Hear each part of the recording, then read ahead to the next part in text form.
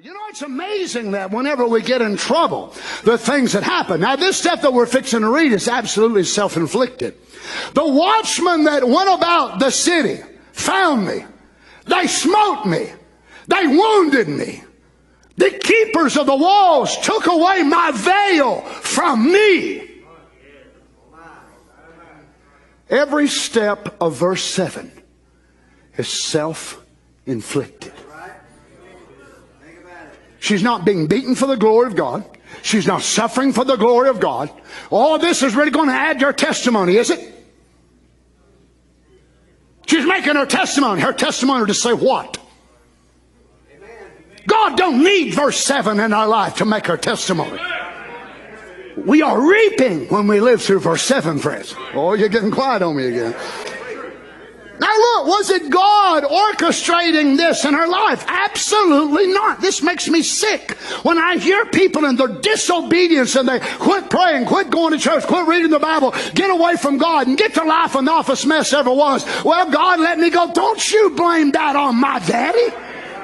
She cannot blame this on Father and say, well, God must have ordained it. God never ordained her to be treated this way. She done this herself. I've had a lot of verse 7s in my life. And I'll go ahead and say it for most of you. Most of you's had a lot of verse 7s in your life.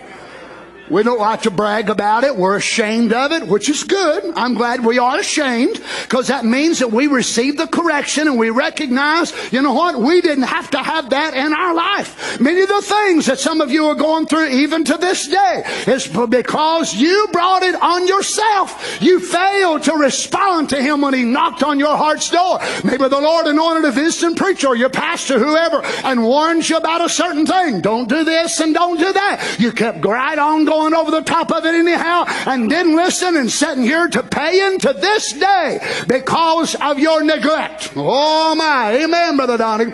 Paying for your slothfulness. But listen to me, just because you disobey don't mean you're not bride. Just because you get in verse 7 don't mean you're not elect. There is another verse that precedes. Oh, hallelujah. That's what I want to keep on journeying. If I fail and I go through verse 7 and I go through verse 8, I'm on my way on down. Amen. I will not be stopped by my own failures.